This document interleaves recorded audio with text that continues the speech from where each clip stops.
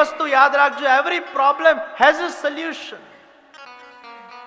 આ દુનિયાની કોઈ પણ સમસ્યા એવી નથી એ સમસ્યાનું સમાધાન ના હોય. અગર ભગવાને તમને સમસ્યા આપી છે, એ સમસ્યાનું ચોક્કસ સમાધાન થવાનું જ છે.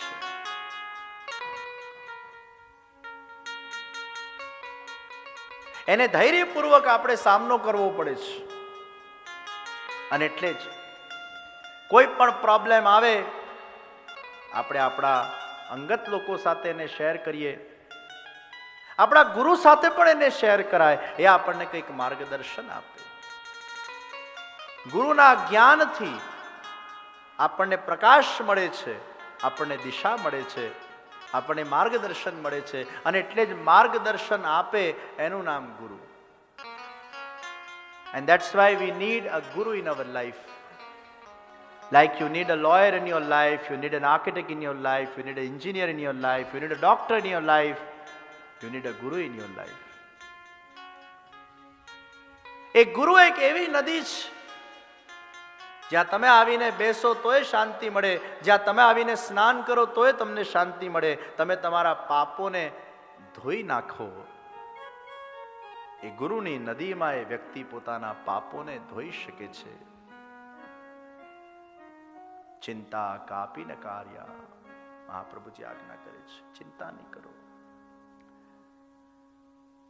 ચિંતા સંતાન હંતારો યદ પાદાંબુજરેણવ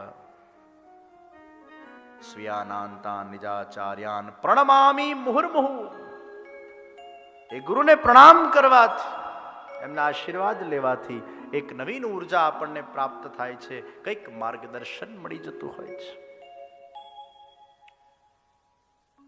લોક વાર્તા રચા પ્રપંચી, અહીંની વાત તઈ, તઈની વાત અહીં.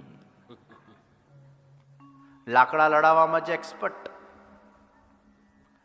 ઘણા લોકોને છે ને આમ ઝઘડો જોવો બહુ ગમે.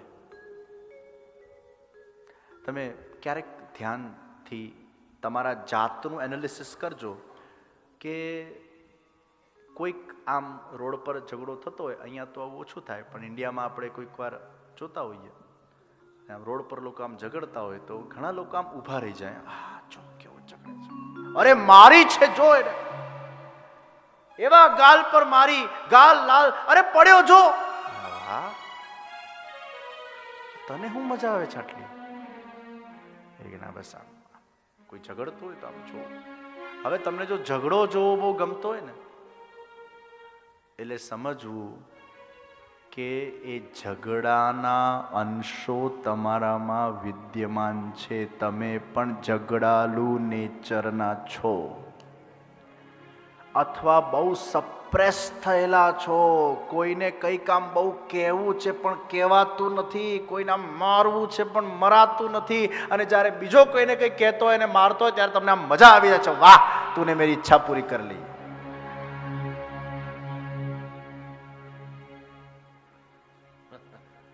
આ વ્યક્તિની સાયકોલોજી છે કે તમારા અંદર જે સપ્રેસ થઈને પડેલું છે અને એને જ્યારે તમે ક્યાંક અભિવ્યક્ત કરતા કોઈકને જુઓ છો, તમને આમ મજા આવી જાય છે, વાહ.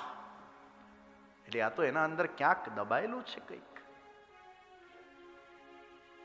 ઘણા લોકોને ફાઇટિંગ મૂવીઓ બહુ ગમે, આમ ઢીસુમ ઢીસુમ વાળી, આમ મજા આવી જાય, ઓ કોન્સન્ટ્રેશનથી જોતો હોય. તમને કઈ પિક્ચરો ગમે છે એના આધાર પર પણ તમારું માનસ નક્કી થાય. તમને કેવા ગાયનો ગમે છે એના આધાર પર પણ તમારું માનસ નક્કી થાય. તમને શું સાંભળવું અને શું જોવું ગમે છે એના આધાર પર પણ તમારું માનસ નક્કી થાય. તમને શું ગમે છે, તમે કેવા છો. ચોથું ક્રૂરા, જે ક્રૂર છે, જેનામાં કાઇન્ડનેસ નથી, દુષ્ટ પ્રકૃતિની છે. પ્રાયશો બહુ જલ્પિકા. ઘણા લોકો જલ્પા નામ રાખે છે. તમારામાંથી કોઈનું નામ જલ્પા છે? નથી. પ્રાયશો બહુ જલ્પિકા. જલ્પા એટલે બકવાસ કરનાર.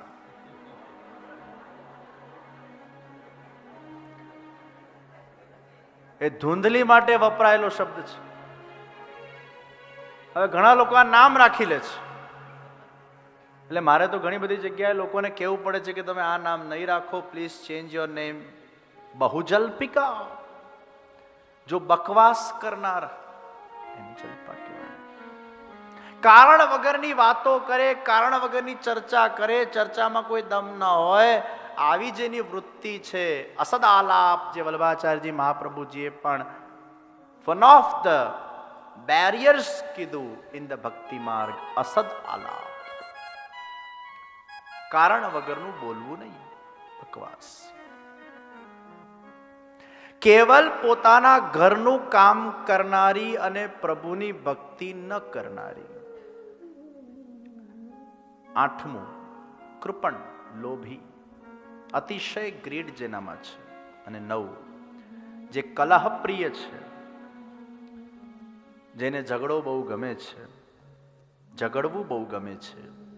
આ 9 દુર્ગુણો એ ધૂંધલીમાં છે. આત્મદેવ બ્રાહ્મણના મનમાં સંતાનને પ્રાપ્ત કરવાની ઘેલછા. લગ્ન થયા એટલે સંતાન તો થવી જ જોઈએ, થવી જ જોઈએ, થવી જ જોઈએ, થવી જ જોઈએ, આ જકાર. અને એને સંતાન થતી નથી એટલે બહુ ચિંતામાં હતો.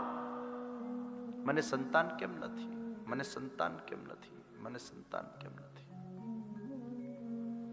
પ્રિયજનો, કોઈ પણ લૌકિક વિષયની આગ્રહ વૃત્તિ એ આજે નહીં તો કાલે એ વ્યક્તિને પતનના માર્ગ પર લઈ જતી હોય છે. ઈશ્વર માટેની આગ્રહ વૃત્તિ એ વ્યક્તિને ઈશ્વરના સન્મુખ અને સમીપ લઈ જાય, પણ લૌકિક વિષય માટેની આગ્રહ વૃત્તિ એ વ્યક્તિને પતનના માર્ગ પર લઈ જતી હોય છે. તુલસીદાસજીની પત્નીએ તુલસીદાસજીને કહ્યું કે તમને મારામાં આટલો પ્રેમ ને આસક્તિ છે, આટલું જ પ્રેમ ને આસક્તિ અગર ભગવાનમાં થઈ જાય તો ભગવાનને તમે પામી શકો છો. तुम्हारी यही आसक्ति जो मुझ में है वो प्रभु में हो जाए. અને આ શબ્દો સાંભળતા તુલસીદાસજીના મનમાં વિરક્તિ આવી ગઈ. સંસારની આગ્રહ વૃત્તિ, નાશવંતની આગ્રહ વ્યક્તિ એ વ્યક્તિને ક્યાંક અશાંતિ આપશે. આત્મદેવ બ્રાહ્મણને ખૂબ સંતાનની ગેલછા. તો આપણને એવું થાય, શું સંતાનની ઈચ્છા ના હોવી જોઈએ? હોવી જોઈએ. એમાં ખોટું શું છે?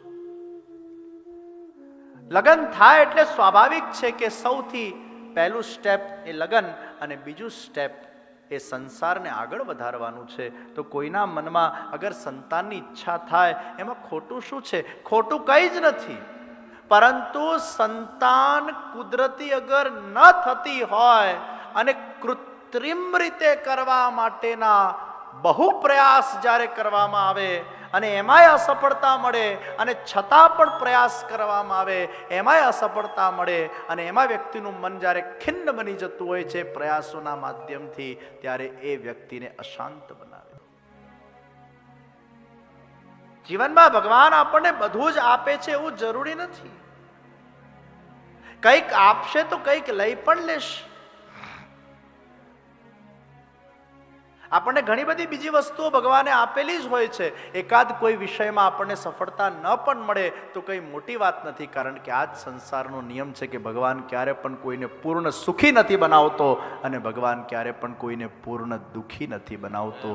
એ દુખિયારના જીવનમાં પણ એક આશાની કિરણ, એક કંઈક સુખનો પ્રકાશ એને આપી દે છે અને સુખી વ્યક્તિના જીવનમાં ક્યાંક એકાદ દુઃખ એવું આપી દે છે કે એને લઈને એનું મન વિચલિત થઈ જતું હોય છે. આ સંસારનો નિયમ છે.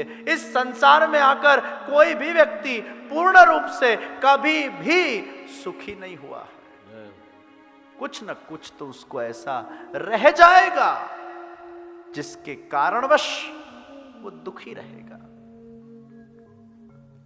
तो आग्रह वृत्ति, आत्मदेव ब्राह्मण ने आग्रह वृत्ति છે.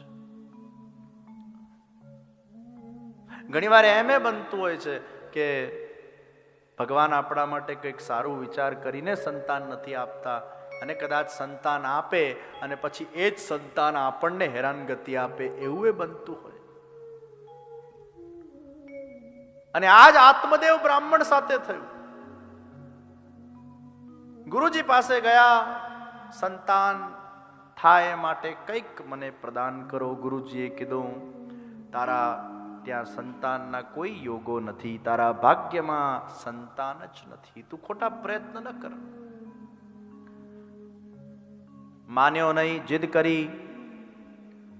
ગુરુએ કૃપાથી એને એક ફલ પ્રદાન કર્યું. કીધું, આ ફલ તારા પત્નીને ખવડાવી દેજે. ઘરે આવ્યો, પ્રસન્ન થયો. પત્નીને કીધું, વધાઈના સમાચાર, એડવાન્સ, આપણા ત્યાં હવે બાળક થવાનું છે, બસ તારે એક જ કામ કરવાનું છે, આ ફલ ખાઈ લેવાનું છે. એટલે ધૂંધલી એટલે ડાઉટફુલ કેસ. ફળને જોઈને સૌથી પહેલા ડાઉટ્સ ક્રિએટ થયા. અલા, ફળ ખાઈને કઈ સંતાન થાય? અહીંયા પતિ ગયા નથી ને પેલી બાજુવાળાના ઘેર પડોશીમાં જઈને ફળને લઈને આખી સ્ટોરી કીધા પછી ભેંકણા તાળીને રડવા લાગી. પેલી પડોશી કે તું રડે જ કેમ આટલી જોર જોરથી? એ કે આ ફળ અગર મેં ખાધું અને મને અગર ગર્ભ રહ્યું અને જો શુકદેવજીના જેમ ગર્ભમાંથી વર્ષો વર્ષ સુધી પેલું બહાર જ ન નીકળે બાળક, તો હું તો હેરાન થઈ જાઉં. પેલી પડોશી કે અલા, આટલું લાંબુ તું ક્યાં વિચારે છે? બધે થોડા શુકદેવજી પ્રગટ થાય છે? ના, આવું થાય તો આ તો ઋષિએ આપેલું ફળ છે, આમાંથી કંઈક બીજું નીકળ્યું તો? ડાઉટફુલ. ઘણા લોકોનો નેચરમાં બહુ લાંબુ બહુ વિચારે, એવું લાંબુ ક્યાંનું ક્યાં વિચારી કાઢે. 80 વર્ષના એક માજીને મેં પૂછ્યું, માજી આટલી ચિંતા કેમ કરો છો? ચહેરા પર ચિંતા કેમ છે? માજી કે મારા દીકરાના ત્યાં, દીકરીના ત્યાં હજી દીકરી નથી. મેં 80 વર્ષના માજીને કીધું, માજી હવે લપ નહીં કરો, ભગવાનના જપ કરો. કોણા ત્યાં શું નથી, ક્યાં તમારે પડવાનું છે અત્યારે? 80 વર્ષની ઉંમરે આ બધી જફામાં આપણે પડવાનું, કોણા ત્યાં શું નથી. હવે થશે ત્યારે થશે, તમે ક્યાં ચિંતા કરો છો? આ બધી તમે ચિંતન કરો, તમે પ્રભુનું નામ સ્મરણ કરો. આવી લાંબી ચિંતા તમારે કરવાની શું જરૂર? ધૂંધલી આવું લાંબુ ચિંતા કરવાની. પાછા આત્મદેવ બ્રાહ્મણે ધૂંધલીને કીધું, જો ગર્ભાવસ્થાના પાળવાના નિયમો છે અમુક, ગર્ભાવસ્થાના પાળવાના નિયમો છે, તો એમાં લખવામાં આવ્યું કે સૌથી પહેલું નિયમ કયું? એક ટાઈમ ભોજન. તમને લોકોને થાય હવે અમારે ક્યાં લેવા દેવા, અમારું તો બધું હવે પરવારી ગયા, છોકરા મોટા થઈ ગયા, ના પણ પછી કામ લાગે ને. ગર્ભાવસ્થાના અંદર એક ટાઈમનું ભોજન છે અને એક ટાઈમ ફલાહાર છે. આ તો ઘણા લોકો એમ કે આપણા ત્યાં બીજું હોય ને પેટમાં અંગ, એટલે આપણે વધારે જમવું પડે, કારણ કે એને ભૂખ લાગે ને એટલે વધારે ખાવું પડે. આવી સાયકોલોજીથી પેલા ખા કરે. પણ ગર્ભાવસ્થાના નિયમમાં એક ટાઈમનું ભોજન છે, બીજી ટાઈમ ફલાહાર છે. આની વાત આગળ કપિલાખ્યાનમાં જ્યારે આવશે ત્યારે ચર્ચા કરીશું. અને એવા અમુક નિયમો, સત્ય બોલવું, ગર્ભાવસ્થાના અંદર જુઠ્ઠું બોલાતું નથી, દેહ, મન અને વાણીની પવિત્રતા રાખવી, વધારે પડતા હોરર ફિલ્મ્સો ન જોવી, પિક્ચરો ન જોવી, સિરિયલો ન જોવા, કાંદા લસણ ન ખાવા, આ બધું ધ્યાન રાખવાનું છે. તમોગુણી આહાર બહુ ન આવી જાય બાળકમાં, આ ધ્યાન રાખવાનું છે. બહુ ગુસ્સો નથી કરવાનો, અને એટલે ગર્ભવતી સ્ત્રીને આપણે બહુ જ પંપાડીને રાખીએ છીએ, એને ખૂબ પ્રસન્ન રાખીએ છીએ. સાસુ પણ એને ત્રાસ ના આપે, પતિ પણ એને ત્રાસ ના આપે. ખાસ ધ્યાન રાખવાનું સાસુને પતિએ કે કોઈ ગર્ભાવસ્થાવાળી સ્ત્રી હોય એને કોઈ માનસિક ટોર્ચરિંગ કે માનસિક ત્રાસ ન મળવું જોઈએ, કારણ કે એની ઇફેક્ટ એના બાળક પર જતી હોય છે. માના મન સાથે એ બાળકનું મન જોડાયેલું છે. એનું મન પ્રસન્ન રહેવું જોઈએ, એનામાં દયા હોવી જોઈએ, એનામાં દાન હોવું જોઈએ અને એનામાં સંયમ હોવું જોઈએ. કોઈ પણ ભોગ વૈલાસિક વિષયોના અંદર એની ચિત્તવૃત્તિ ન હોવી જોઈએ. ગર્ભાવસ્થાના અંદર એ મા બને છે. ઈશ્વરે એને એક સૌભાગ્ય આપેલું હોય છે. એમાં ભોગ વૈલાસિક સાધનોમાં એના દેહનો કે ચિત્તનો ઉપયોગ ન થવો જોઈએ. આ અમુક ગર્ભાવસ્થાના નિયમો છે. ધૂંધલી આ બધું કોણ પાડે? This is not my cup of tea. બાળક પેદા કરો, પાછું એને વિચાર આવ્યો કે પાછું પેલું લેબર પેન જે થાય, ઓહો હો હો હો. આજે ઘણા લોકોને લેબર પેન નથી જોઈતું હોતું એટલે પાછા સિઝેરિયન કરાવે છે. ઘણા લોકોને નથી જોઈતું હોતું, કોઈ કારણસર સિઝેરિયન કરવું પડે જુદી વાત છે, પણ ઘણા નેચરલ ડિલિવરી હવે નથી કરવા માંગતા. કેમ કે એમને પેલું લેબર પેનનું જે કષ્ટ છે એને અનુભવ નથી કરવું. તો કદાચ મને એમ લાગે છે કે જેને લેબર પેન સહન નથી કરવું આજના જમાનામાં પણ, એમાં એ ધૂંધલીના અંશો જ આવી ગયા હશે. ભગવાને આ સ્ત્રીને એક એવી શક્તિ આપી છે કે એનામાં સહન શક્તિ છે. આવું લેબર પેન પુરુષે ક્યારે પણ ભોગવવાનું નથી આવતું. અને એટલે જ કદાચ પુરુષ કરતા વધારે સહન શક્તિ નું ગુણ અગર ભગવાને આપ્યું હોય તો એ સ્ત્રીઓના અંદર ભગવાને આપેલું છે. સ્ત્રીઓમાં સહન શક્તિ. ભલે સ્ત્રી કોમળ છે પણ સ્ત્રીઓમાં સહન શક્તિ બહુ જ છે. એ સ્ત્રીઓનું ગુણ છે. કોમળતા એ સ્ત્રીઓનું ગુણ છે. સહન શક્તિ એ સ્ત્રીઓનું ગુણ છે. આ વિષય વધારે આપણે ક્યાંક આગળ કોઈ વિષય નીકળશે એમાં ચિંતન કરીશું. પણ સહન શક્તિ. ધૂંધલીની બેન આવી, બેને કીધું કે કામ કર, હું ગર્ભવતી છું, મારું જે બાળક થશે તને આપી દઈશ, આ ફળ ગાયને ખવડાવી દે. એ ફળ ગાયને ખવડાવવામાં આવ્યું અને જ્યાં ગાયે ફળ ખાધું ત્યાં ગાય સ્વાભાવિક છે ગર્ભવતી બની. અને આ બાજુ બેનના ત્યાં બાળક થયું. અંદર અંદર સાંઠગાંઠ હતી.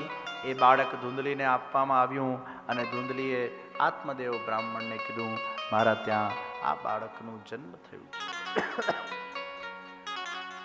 એને બહુ મોટું નાટક રચ્યું, એની બહુ વિસ્તારમાં ચર્ચા ન કરતા.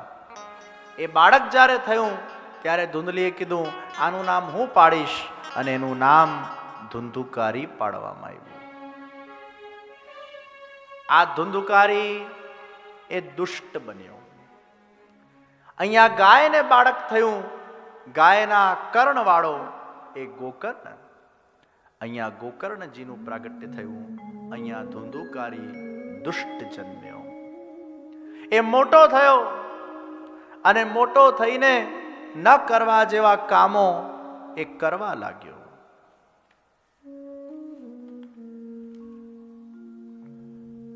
આપણા શ્રીમદ ભાગવતમાં 5 મહાપાપ બતાડવામાં આવ્યા છે. આ 5 પાપોને આ ધુંધુકારી કરવા લાગી. કયા 5 મહાપાપ છે? અને અગર આ 5 મહાપાપ ક્યાંક જીવનમાં થયા હોય અથવા થતા હોય તો એનાથી તરત આપણે નિવૃત્તિ લેવી જોઈએ. જાગ્યા ત્યારથી સવાર, અને આ પુરુષોત્તમ માસ અધિક માસ ચાલી રહ્યું છે. એ અધિક માસમાં એના નિયમ લેવા જોઈએ કે પુનઃ એ પ્રકારના પ્રવૃત્તિઓ ન કરવામાં આવે. એમાં સૌથી પહેલું મહાપાપ કયું લખ્યું છે? મદિરા પાન. શરાબ પીવું એ ભાગવતમાં મહાપાપ કરવા કહેવામાં આવ્યું છે. જે લોકો શરાબ પીએ છે એ લોકોએ ચોક્કસ શરાબ છોડવી જોઈએ. શરાબ પીવું એ મહાપાપ છે. તો એક જણાએ મને કીધું દેવો તો મદિરા પીએ છે.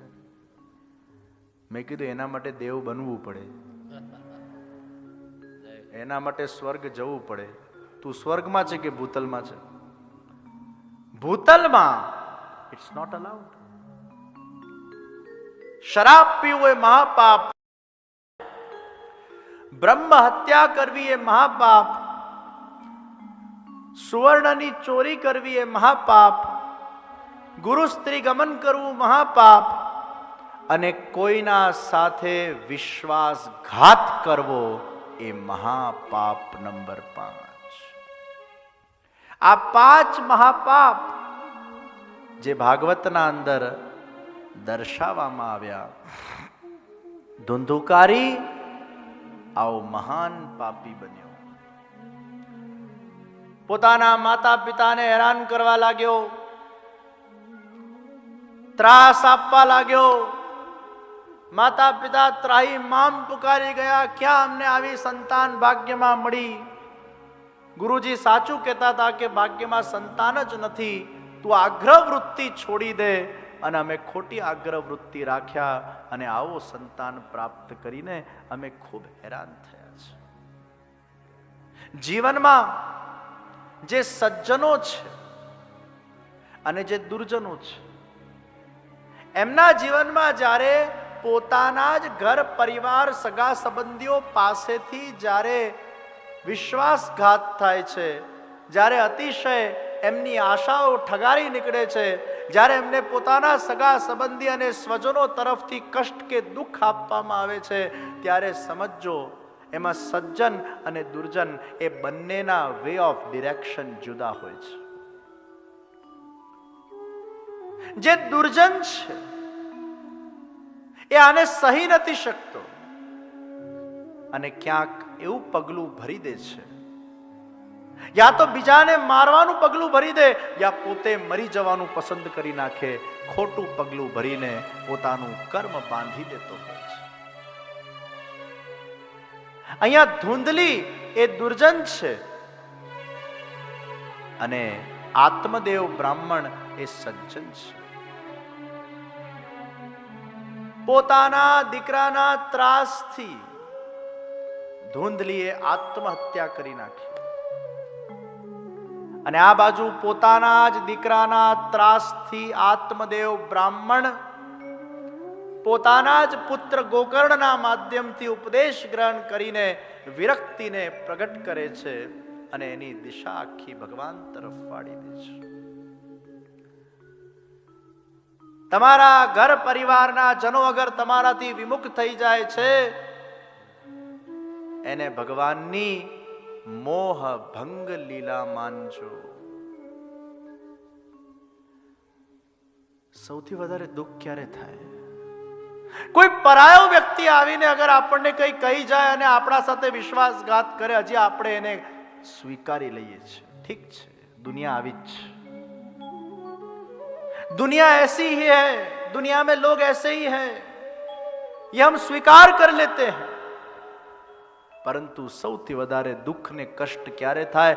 જ્યારે આપણો જ પોતાનું લોહી, આપણો જ પોતાનો સ્વજન, આપણા જ પોતાના પરિવારના સભ્ય જ્યારે ક્યાંક આપણો વિશ્વાસઘાત કરી નાખે છે. એ સહેવું એક માતા પિતા માટે કે દાદા દાદી માટે કે એક પતિ કે પત્ની માટે અસહનીય હોય છે.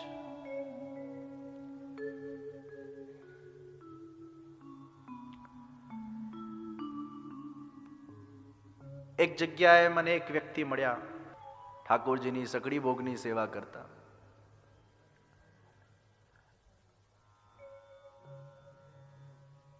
એકનો એક દીકરો અને એમની આશા એવી હતી કે એકનો એક દીકરો છે તો બધાની સ્વાભાવિક અપેક્ષા એ જ હોય કે આપણા ધર્મમાં એના શુભ લગ્ન થાય. અનફોર્ચ્યુનેટલી ક્યાંક બીજે લગ્ન થયા. માતા પિતા ભાંગી પડ્યા કે અમારો એકનો એક દીકરો, નાનપણથી એને સંસ્કાર આપ્યા અને અન્ય ધર્મમાં એ સહી ન શક્યા. અમારી સમાજમાં બદનામી થઈ. હજી વિદેશોમાં તો આ વસ્તુ કદાચ સ્વીકાર્ય છે, એક જુદી વાત છે. પરંતુ ભારત દેશના અંદર આજે ઘણા એવા પરિવારો છે અને ઘણા રૂઢિચુસ્ત એવા પરિવારો છે અને ઘણા એવા ગામના લોકો છે જે કદાચ એને સ્વીકાર નથી કરતા. અને આવી ઘટના જ્યારે ઘટિત થાય, એકનો એક દીકરો હોય અને સમાજમાં એ પ્રતિષ્ઠિત વ્યક્તિ હોય અને એ વ્યક્તિ જ્યારે માતા પિતાના બહુ મનાવા પછી પણ એક આવું ખોટું પગલું ભરી લે, ઘરે સખડી ભોગની સેવા, ભક્તિનું વાતાવરણ સહી ન શક્યા. પછી મેં એમને સાંત્વના આપી. मैं एमने कीधु होने को कोई टाल नहीं सकता, जो होना था वो हो गया, लेकिन एक चीज आप ध्यान में रखना. જેમ ગુરુ વશિષ્ઠજીએ જે ઉપદેશ આપ્યો દશરથ રાજાના દેહાંત પર, હાનિ લાભ જસ અપજસ જન્મ મરણ વિધિહાત. જીવનમાં જસ મળે, અપજસ મળે, હાનિ લાભ જન્મ મરણ વિધિહાત. તમે કઈ ન કરી શકો. ઠીક છે, હવે આવું કર્યું તો શું કરવાનું? મેં એમને સમજાવ્યા, અરે આ આપણા પ્રભુની લીલા છે, એને લીલા તરીકે જુઓ. આ તમારા દીકરામાં તમને બહુ પ્રેમ હતો ને, બહુ જ આસક્તિ હતી ને, બહુ અટેચમેન્ટ હતું ને, તમે એના વગર એક મિનિટ પણ રહી નતા શકતા ને, દિવસ રાત તમે એનું ચિંતન કરતા હતા ને. હા, આપની વાત બહુ સાચી છે. અમને આમ અમારાથી થોડોક પણ દૂર જાય ને, અમારા આંખમાંથી આંસુડા આવી જાય. અમે એને અમારાથી દૂર પણ ન જતા જોઈ શકીએ અને એને અમારા સાથે આવું કર્યું એટલે અમે એને સ્વીકારી શકતા નથી. ત્યારે મેં કીધું, આ ભગવાનની મોહ ભંગ લીલા છે. જાણી જોઈને આવી લીલા કરાવીને તમારા મનમાં અતિશય જે દીકરા માટેની આસક્તિ હતી એ આસક્તિને ભગવાને ભંગ કરી નાખી છે. અને એટલે જ જીવનમાં જ્યારે જ્યારે તમારા પોતાના સ્વજનો કે પરિવારજનો કે પોતાના જ લોહી દ્વારા તમને કષ્ટ આપવામાં આવે છે, ઘણા છોકરાઓ પોતાના માતા પિતાને વૃદ્ધાશ્રમમાં મૂકી આપતા હોય છે અને એ માતા પિતાના નિશાસા લાગતા હોય છે, એ બિચારા રડતા હોય છે, અમને કેવી સંતાન ભગવાને આપી. ત્યારે એક વસ્તુ યાદ રાખજો, એ વૃદ્ધોને પણ એ સમજાવવાની જરૂર છે કે તમને પણ આ ભગવાને તમારા દીકરાઓથી દૂર કરીને મોહ ભંગ લીલા કરી છે. શ્રી પ્રભુને પ્યારા શ્રી યમુનાજીના લાડીલા એવા રસિક સત્સંગી વૈષ્ણવોને જય શ્રી કૃષ્ણ. જે શ્રીના આ વચનામૃત તમને ગમ્યા હોય તો આ વિડીયોને લાઈક કરજો, શેર કરજો અને કમેન્ટ બોક્સમાં જય શ્રી કૃષ્ણ જરૂર લખજો. અને અમારી ચેનલ શ્રી વલ્લભને સબસ્ક્રાઈબ કરવાનું ભૂલશો નહીં. જય શ્રી કૃષ્ણ.